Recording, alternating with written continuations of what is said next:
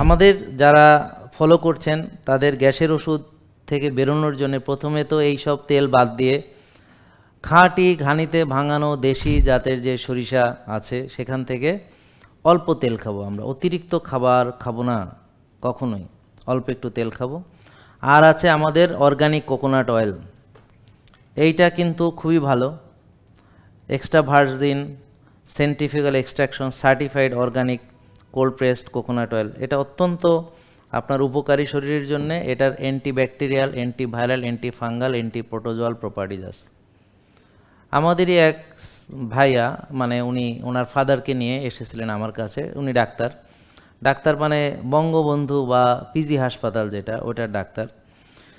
তো ওখানে ওনার ফাদারকে উনি বড় বড় প্রথিতযশা নাম করা 5-6 জন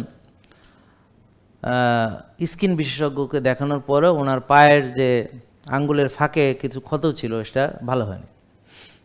অথচ উনি আমাদের যখন ফলো করলেন ওই নারকেলের তেল ব্যবহার করাতে ওনার এটা ভালো হয়ে গেছে, বুঝতে পারছেন? তো উনি অবাক হয়ে গেছে যে এটা কী করে সম্ভব। আমি বললাম দেখেন এটার ভিতর অ্যান্টি ফাঙ্গাল, অ্যান্টিব্যাকটেরিয়াল, অ্যান্টিপ্রোটোজোয়াল, এই অ্যান্টিভাইরাল প্রপার্টিজ আছে। আপনারা বিশ্বাস না হয় আপনারা নিজেরাও রিসার্চ করে দেখতে পারেন।